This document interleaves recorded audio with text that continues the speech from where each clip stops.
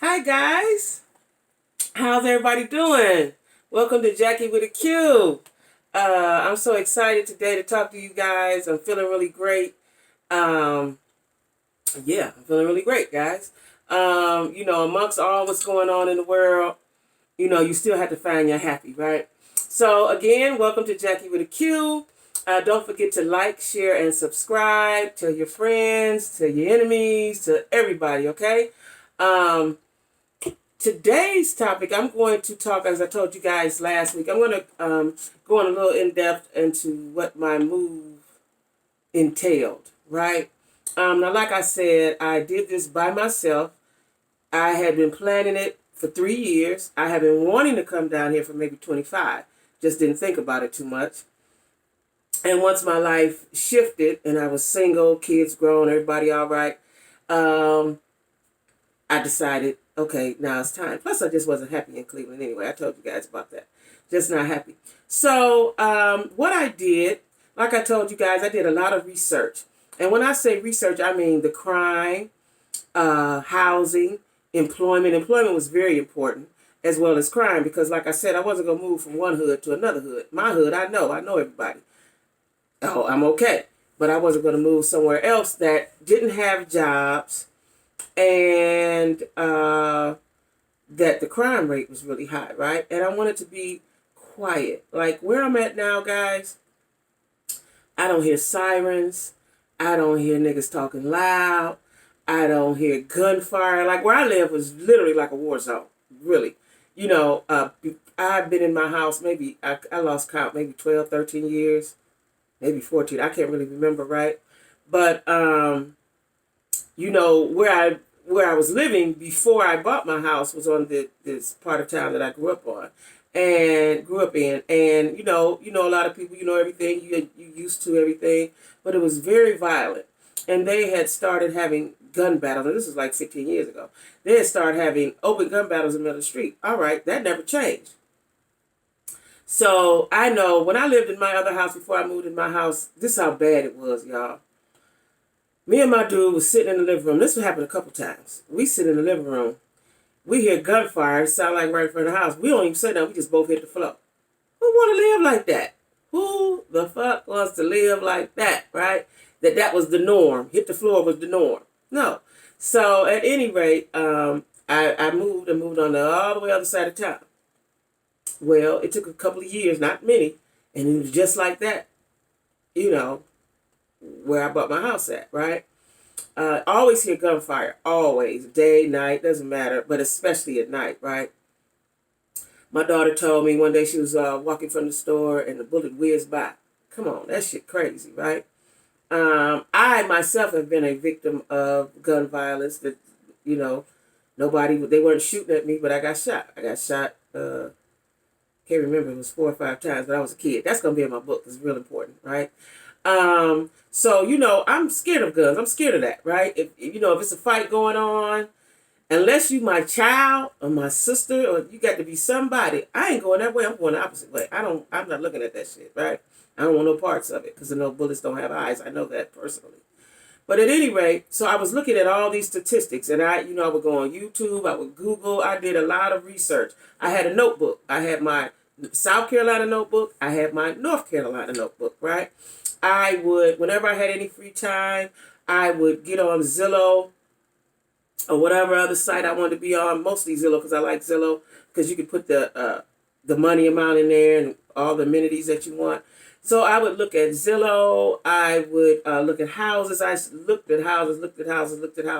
And let me tell y'all what I believe. What's always worked for me, guys, here's a nugget, is if you see it, which meaning in your mind, if you see it and you believe it, you can achieve it, right? But you have to see it. You have to see it first and believe in yourself. Like I believe in me. I don't give a damn who don't believe me. I'm going to do what I say that I'm going to do, or I'm going to try my best to do. If I can't do, then I can't do. But that's how I live my life. See it, believe it, achieve it, right? So I did a lot of research. I looked at homes. And so when I would take those trips intermittently, every 4 or 6 months or whatever, I would go look at these houses or I would go look at these neighborhoods, that was very important to me because I wanted to be in a calm, peaceful place, right? Now, where I'm at now is actually 30 miles outside of Charlotte. What I'm finding since I'm down, now that I'm here, is that people, like in Cleveland, you know, your job is usually near where you live, or you can get to it easily, get on the freeway, a few exits, whatever, right? Well, here, people commute, right? So some people drive 30 and 40, 45 minutes to work. It's a commute. That's what they do, right? You know, like where I work, my office is in Charlotte. I work from home. But there's people in South Carolina because I'm on the border of South Carolina, North Carolina, and my job is literally on the border. So people live in South Carolina, work in North Carolina. That's just what they do here, right? So a 30-minute commute is not much, right? I did that for, I started working in March. I started working in March, but I had been here since January. Let me tell you guys something. I'm gonna jump ahead a little bit.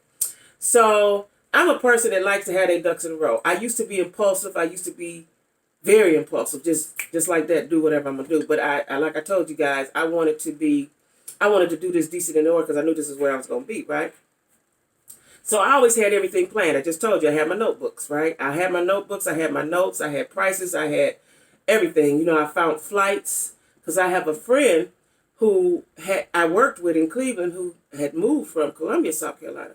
So he knew everything that I needed to know about Charlotte, basically, like where to eat at. You know, I researched that too because I like soul food. Where to eat at, where to go, clubs, fun stuff, all that stuff, right? So I had a friend that I worked with, and I had two friends that worked with me, and one of my friends has since moved back down to Charlotte, right? Actually, she lives near me, very near me, right? But at any rate, you know, I did a lot of research, right? And on everything I wanted to do, entertainment, food, jobs, just everything. Because there's nothing like going somewhere and there's nothing to do, right? So I did a lot of research through friends as well as on the internet. I use Google, YouTube a lot, right? Had my notebook. Okay, well, let me tell you about my job. So when I came down here the day after Thanksgiving and stayed 4 days. And the plan, what I came to do was I had found a job. So I came to sign my papers for the job, pay my deposit, and be set, right? Because I had already come up with a date. I was going to leave January the 3rd. My job my training started January the 6th. That's a Monday. Beautiful. I had already set it up with the pods. Well, I'll tell you about that in a minute. But at any rate, my date for leaving was going to be January the 3rd. Now, I went to my son's prior to that, maybe New Year's Eve or something. He lived near Dayton. He's going to follow me down because my son, his friends were down here. They're going to unload the pods and everything, right? So I did that. I went in November, right after Thanksgiving, that next day, flew out and stayed 4 days. I like to stay 4 days, right? Well, anyway, I'm set. I'm ready to go. I'm just going back to work till my time. Go home and pack. I'm ready to go, right? Well, when I get down here, January the 3rd, they unload the pods and everything. January the 6th, I go to work for training. They tell me training will not start until February 18th. Now, my money is low. I've paid my deposit. I paid my rent now, right? And, you know, I probably got next month rent, but the funds is running and I got to eat, right? I almost fell out the chair when she said that, right? February 18th, because I'm counting paychecks, right? I'm like, that means I'm not going to get a paycheck till the end of the month, right? So anyway, you don't want to go into something, like I told y'all, this is my first time paying rent, and I don't know how long, probably 20 years, I don't know. Very long, long time, almost 20 years, right? Because I was paying rent at my previous house, but that guy lost the house, so he stopped coming to get rent. So anyway, that's another story. But, so I haven't paid rent, in a long time. My house was paid for. I ain't paid no mortgage. I ain't paid no rent. So, I've already told you I got the program in my mind. This is what I have to do. So I'm prepared to do that. So I don't want to go into it and not, have my money. Well, anyway, she said February 18th. Okay, fine. So what I did, because I always know how to get me a coin, right? Good way or bad way, but today we're doing it the good way. I always know how to get me a coin. So I DoorDash, right? I did that because I was doing that in Cleveland sometime anyway. I used to Uber. Before I started working, maybe about 4 years ago, I used to Uber, make good money with Uber, right? Whatever you do, whatever you put into it is what you get out of it, right? I don't care what nobody say. I'm gonna get me a coin, right? Well, anyway, so the date was now February 18th. That's the second start date, right? So I hustled and bustled around. In the meantime, my youngest son moved down with me, thank God, because he could help pay the rent, right? He loved it, so he came down 2 weeks later, had his job transferred, everything. He did that, right? He loved it, okay? He came down that weekend. Like I said, we came that Friday. His best friend from college was here, and another guy, So he kicked it with them all weekend. I hadn't really even seen, right? And he went home maybe about Tuesday or Wednesday. When he got home, he said, "Mom, I think I want to come down there. I got 3 bedrooms. Okay, fine. Come on down," right? His job transferred him within a week. And within 2 weeks, he had took his belongings to my house in Cleveland and moved and was down here with just his clothes in his car, right? And that was a good thing. Now, I had planned to be living by myself, but this is the way God worked it out, right? And I needed him. You know what I mean? I needed him. So at any rate, and he needed me too at the time. And so anyway, that was my second start date. So when February the 18th came, before February the 18th, maybe 14th, 13th, something, they said, "We don't know when we're going to start." What? You don't know when you're going to start? Now here I am in a whole new city, don't know nobody but my one girlfriend from Cincinnati. And then, but my son is here, right? I didn't know what to do, but I know that I'm not a quitter. And I know I wasn't going back home, right? So I said, okay, God gonna work it out. So I'm still door dashing, right? In the meantime, when they told me they didn't know when we were going to start, I called another job. See, before I got down here in November, I had 2 job offers, right? I declined one. So I called those people back and said, "Are you guys still hiring?" They said yes. Boom. So now I start the process with them.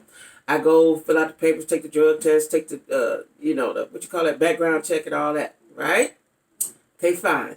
They said that I would start February 28th. Now, that's my birthday, so I'm like, yes, good sign, right? Okay. But before February 28th came, they said, "When are you going to do your background check?" Now, I'm in the middle of a DoorDash, right? She said, when are you going to do the background check? I had already did it. I did it that day that they told me. I'm prompt, right? I did that. Took the drug test that day. I did everything that day. So I look back on my email, give them the date I did it, right? They say, well, the name isn't spelled right. So let me tell you guys something. This is something I'm going to talk about heavily in my book. So I told you guys I was raised in the foster system, right? So my name has 2 spellings. I always spelled it Jacqueline because that's what I was taught. When I went to get my passport, which I knew this years ago, but I never changed. I never did anything about it. When I went to get my passport a couple years ago, I had to use my legally spelled name. It's still Jacqueline. It's spelled different, right? So I'm still used to spelling it one way when it's actually another way. So when I go fill out the application, I spelled it the old way because that's what I'm used to, right? I gave them the ID and the Social Security card and the ID, the driver's license that said the correct way, but I'm still spelling it the old way. So that caused me a problem. So they said, well, you're going to have to, now mind you, the start date was February 28th. We at the end of the month now. Got to get that March rent paid, right? They said you won't be able to start until March to something, way later, to something. I started crying with the lady right there on the phone. I started crying. Because, as I will tell you guys in the book, it's a lot of stuff that go with that, my childhood and my name and all of that. I have a sister who, until she got ready to get her passport or something, didn't know that her birth date was a whole different date, right? So, and this is a subject I'll talk about later, but when you have children, unless you die, you need to be responsible for your kids, right? But that's something I'll talk about later. But at any rate, so now I got to get this name thing situated, right? So I have to go back and start all over with the drug screen and the background check. Same person. I'm trying to explain to them, same person is spelling the name. They said, yeah, but we got to do it like that. Okay. So now that's the third date. I did have March the 20 something, March the something, right? February 28th. I had January 6th. Then it went to February the 18th, and then this job told me February 28th, right? So now they're pushing it back to March to something, right? So okay, I cry, I get myself together, I go right away, right then, and go do the drug test again and do the background check, right? So then they called me back and pushed it up, and they said, okay, you can start March 6th. I was so happy. So I started March 6th. Now, mind y'all, I had been down here 2 months without a paycheck, right? I had a little change. My son was here. I was door dashing, because I know how to make a way out of no way, right? But it didn't really cause me a lot of concern because I knew that I was going to get a job. But it's just that, I like things to be done decent and in order, especially when I planned them. But as you all know, plans can get messed up, right? So that was that. So at any rate, my preparation after I did all that planning and everything, my preparation for coming down here was to work very hard. Like I told you, I worked very, very hard. A lot of hours, right? Once I got my, so then, the pods, I have to pay for the pods, right? I already paid my deposit. The pods was $1,800, right? Now, the pods is much better than a U-Haul because the U-Haul only give you 5 days.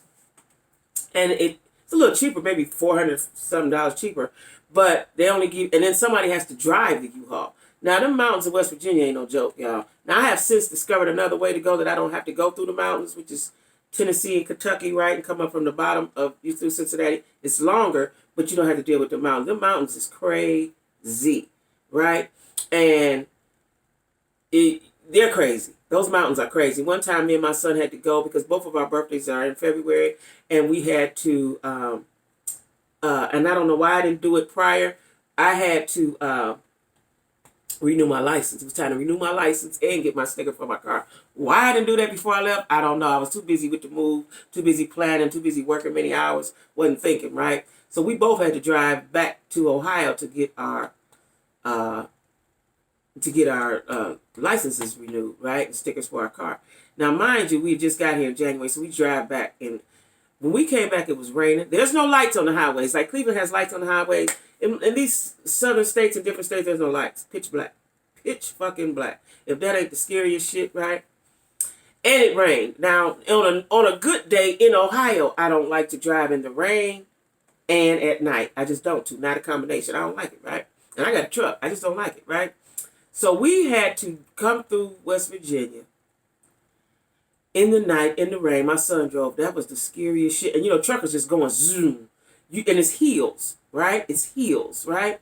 So, we doing 20 miles an hour with the flashes on because we both scared. My son was like, I got to hit this blunt.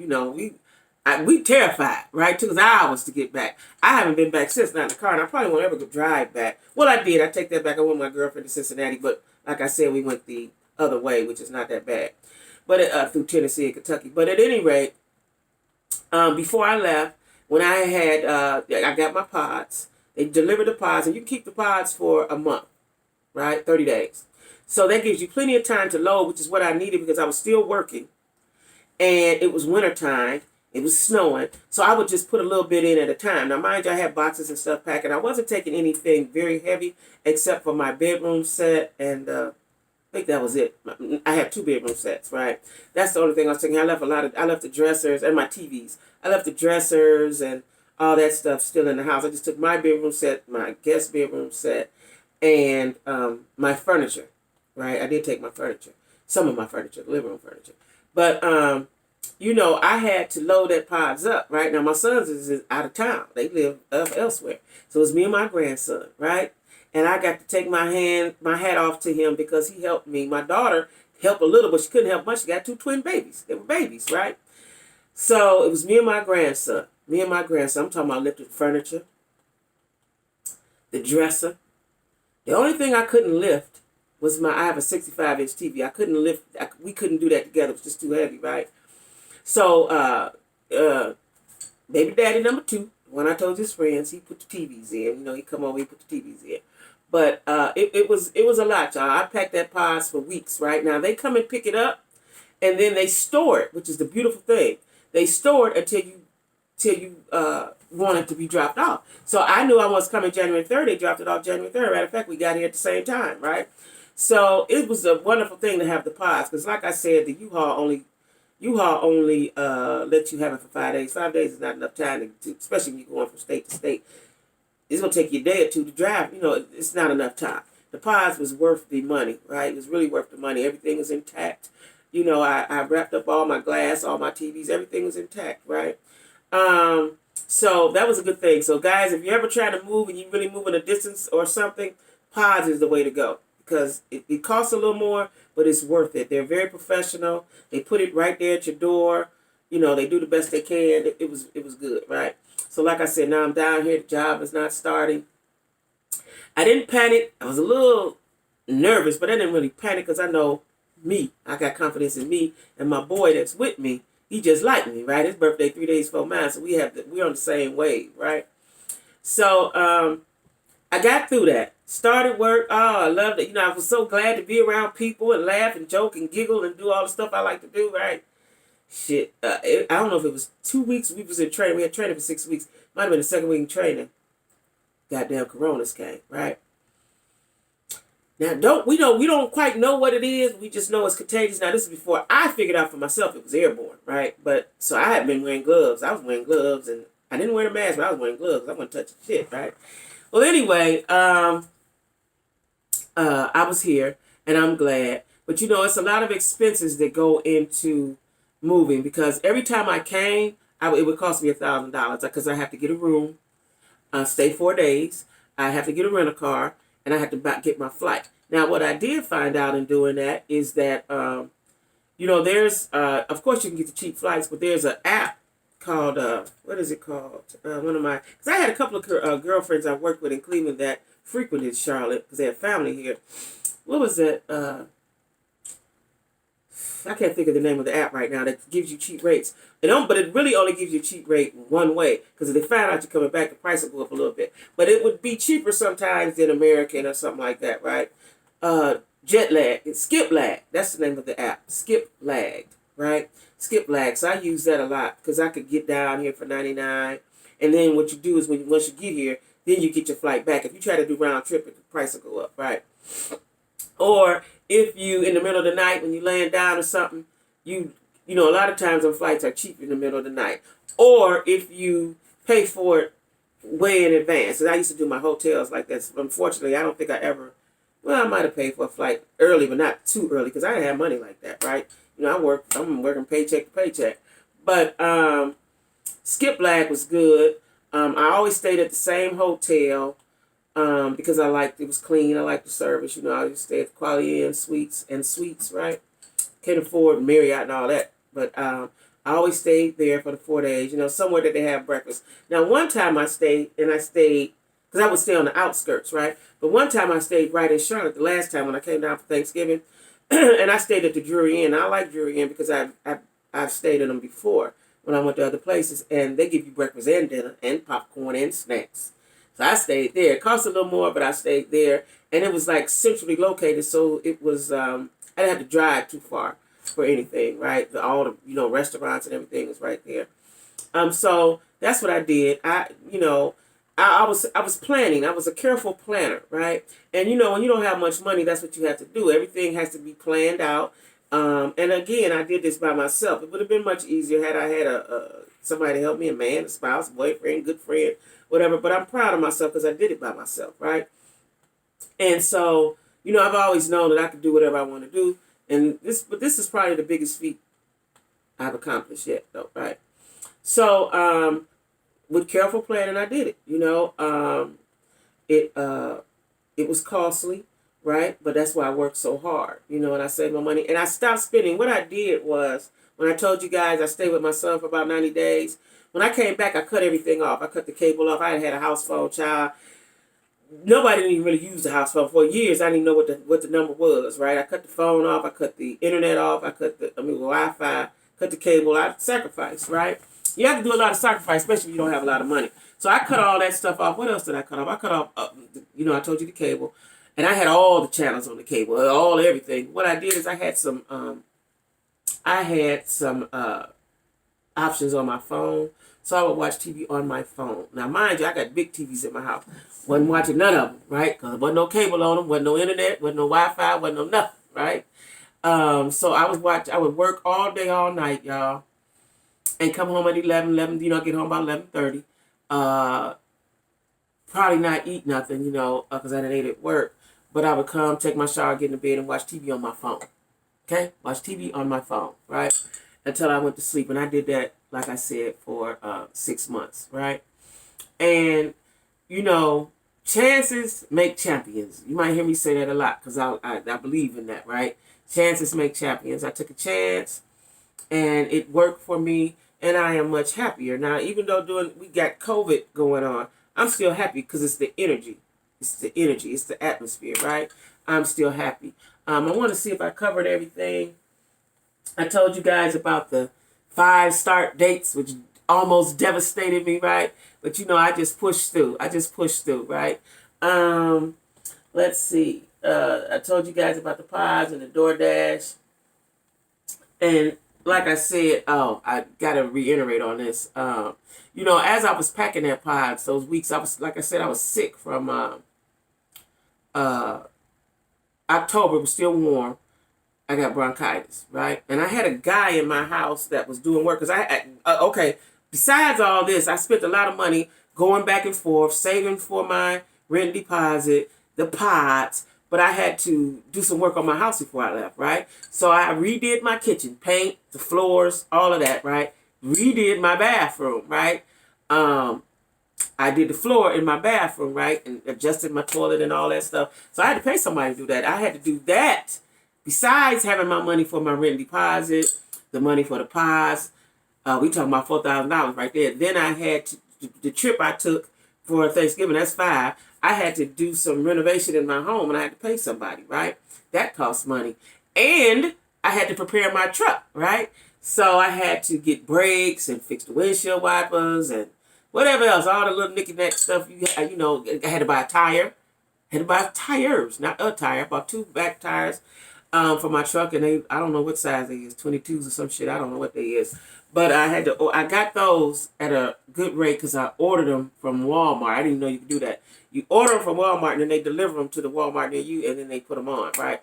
But they charge you to put them on. So, it was a lot, but I endured it. I appreciate it. I appreciate all the sacrifices that I made because it was worth it in the end, right? And what I miss most physically is, I could talk to my girlfriends on the phone. I talk to them all the time, right, in my family. Through Facebook, on the phone, whatever, FaceTime. I miss my church family, right? Because I can't see them, unless they're my personal friend. I can't really see them. You know what I'm saying? We talk on Facebook and stuff like that, and I can watch the live stream on Sundays, but I miss physically being in the presence of those people that I've been worshiping with for, probably 20, my son is 27, for a long time, because I started going there before I got pregnant. So I've been, I've been worshiping with these folks a long time, right? And they become your family, no matter how kooky, weird, how angry they make you get from your peoples, right? So I miss that. I also miss my mechanic. He had been my mechanic like 14 years. I had 2 of them. One of them passed. I miss my mechanic, Junior. Shout out to Junior. Anybody know Junior, right? I'm looking for a Junior down here. But the COVID came, so I'm not really moving around, right? And Junior had been my mechanic for like 14 years, right? I actually met him from the guy that I was with for that long term. Hell, me and the nigga ain't together, but Junior's still my mechanic, right? So,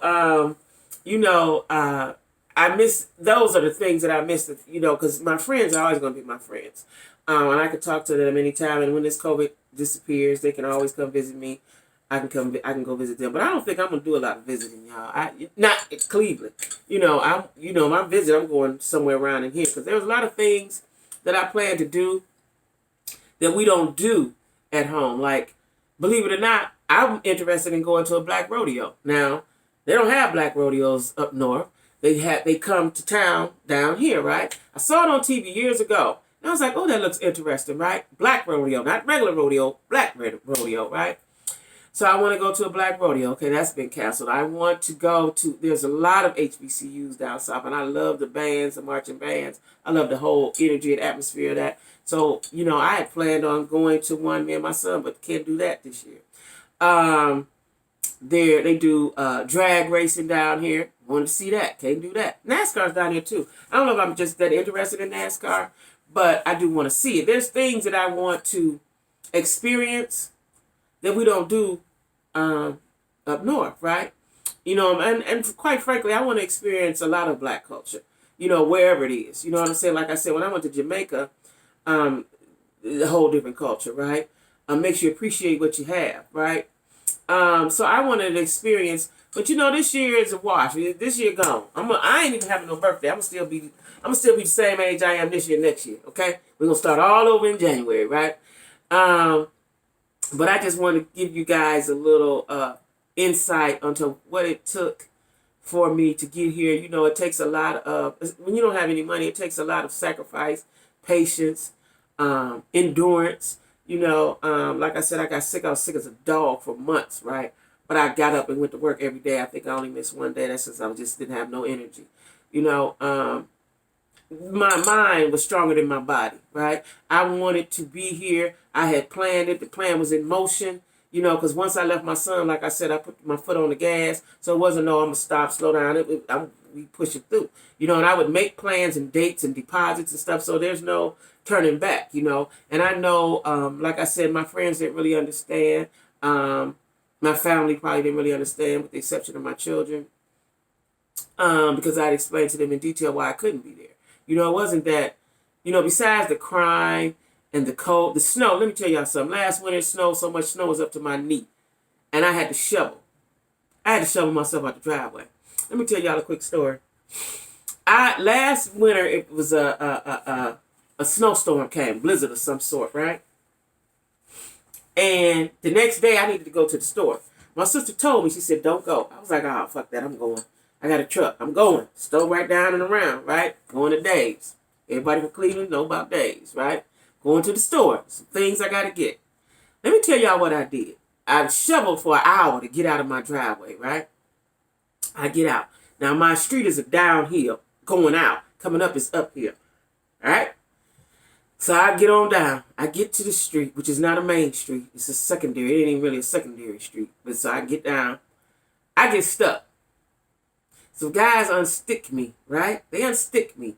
And it took about, I don't even know if I should tell this story shit, but I'm going to tell it anyway. I'm down here now. So they unstick me, right? It took a long time. I kept a shovel. You know, I had to shovel myself out. So in the wintertime in Cleveland, you must keep a shovel in your car. I do anyway, right? So I had to shovel. Then here they come with their shovel. So that was great, right? So they shoveled me out. Now, mind you, it's a narrow street. You don't have much room for error. You only can park on one side of the street, right? So they shovel me out, right? When they finally get me shoveled up, I'm ready to get to the store. So I get to the store. I get to the store, right? When I get to the store, I get my little items. And I only had my wallet and my phone. I didn't take a purse. On my way back from the store, coming up that same narrow street before you turn onto my street, I get stuck, right? I look to call somebody. My phone and my wallet I left in the grocery cart. Oh my God. Everything I own, all my credit cards, bank card, ID, social security, everything is important is in that wallet and my phone. I don't know anybody's number, right? Nobody's. I'm stuck, right? So I see these guys again. They come again, right? They unstick me, right? It took about 45 minutes to get unstuck. Now I'm panicking. I can't even focus on the fact that my phone and my wallet with all my shit is over there because I'm focusing on getting unstuck, right? And they unstick me, right? After about 45 minutes, they unstick me. And so they say, don't try to turn around, just bag all the way down. And this is like 4 streets till I get to 93rd Street, which is a main street, right? Which is salted and everything, right? So I'm in my truck going backwards, right? It hit this lady car. I don't even see the car. Why? Because it was a little car. It was on the wrong side of the street. And it was covered with snow. And it was white. Boom! I hit the car. I said, God damn, I done tore up my truck, right? So I get out. My truck don't have a scratch on it, right? I got a big old heavy Buick truck, right? It don't have a scratch on it. The lady's car, the front end, is totaled, right? I don't know whose car it is, first of all. I don't know whose car it is. They never seen it. I don't know whose it is. It don't look familiar. It's covered in snow. Totaled. Bent the fender down on the ground. Shit, the eyes, the lights tangled out, all kind of shit and debris. I'm like, goddamn. Now, mind you, it's some youngins live across the street. A whole heap of them from all. I don't know where they from, what they do. Police always over there. They always hanging out the roof, out the windows, all that type of shit. You know that kind of house, right? I'm like, damn, these niggas about to come out here because I know this their car. I'm going to have to call my sons and my people over here because we're about to kill these niggas, right? They never come. All this time I'm getting stuck, they never come. So now they come back because I'm stuck because they heard it. They was up the street. They heard the crash, right? They unstick me. The guy said, I'm going to just drive you back to the store, right? Now, meanwhile, while I'm getting unstuck these 30, 40 minutes, nobody comes out. So we go back to the store. I see the little cart guy, right, that he'd been there for years. He put the carts in. I said, hey, did you see a wallet phone? He said, yeah, it's in there. I was like, woo, thank you, Jesus. That's why it's always good to be good, right? So they had my wallet and my phone. I had $5 bill in there. I know cart guy got the $5. He can have that. That's fine as feet. Everything was in my wallet, good to go. So the guy, we're going to drive me back, right? So he drive me back. We can't get up my street, so he parked on the side of the street. And then I got my groceries and all that. We got to carry this up. Well, there was a lady that come to me with her son, and she said, ma'am, do you have a shovel? I don't have a shovel. I just moved right here. Now, she lived at the end of my street. She said, do you have a shovel? I don't have a shovel, and my car is stuck down the street, and I want to move it for somebody to hit it. Did y'all hear what I said? She said she wanted to move her car before somebody hits it. I had already told the motherfucker up. So I said, oh, yeah, I got a shovel. Now, my heart is aching. So she walk up with me. I give her the shovel. I said, just put it right back in the yard when you're done, right? Then had a heart to tell her, ma'am, I have already hit your car and tore it up. And ma'am, somebody has already tore it up. So she can find it out when she get down there, right? Now, I felt bad about that. And I know I'm going to have some karma for that. I felt bad about that. So immediately I called my sister, my peoples. I called my sister, my daughter, and my son. My sister said, fuck that. Shit, fuck that. Don't say nothing. My daughter said the same thing. Now, I called my son. Boy, I tell you this on the same wave with me. He said, Ma, you got to do the right thing. You got to call her and tell her. You got to go down there and tell her, knock on her door, put a note in the door. You're going to have to tell her, then you're going to have to try to give her a little piece of change. Now, mind you, I'm trying to get to goddamn, Charlotte. I barely got money to do what I'm trying to do, let alone something extra, right? Don't judge me, y'all. I feel y'all judging me. Don't judge me. I called my guy friend. He said, I tell you what, Jackie, just put some money in an envelope and put it in her mailbox, right? Now, I ain't going to tell y'all if I did it or not. I'm going to tell you in my book, okay? Because that was a devastating thing. And I said right then, I'd already planned not to be there another winter. Actually, I had said that the last winter, but this, I was like, I ain't going to be here now another winter. That's why I worked so hard. And when I got sick, I kept working because I was like, I'm not coming back. I don't want to be here not another winter.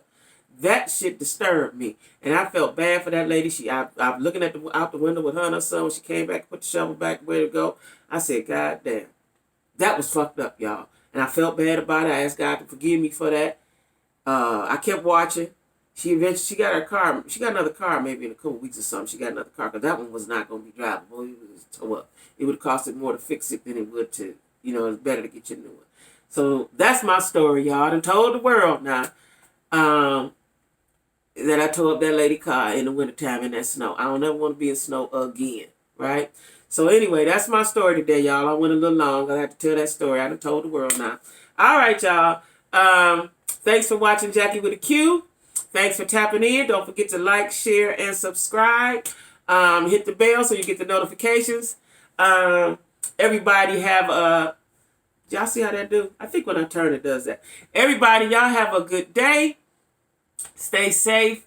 Black Lives Matter. And keep wearing your mask. Bye-bye.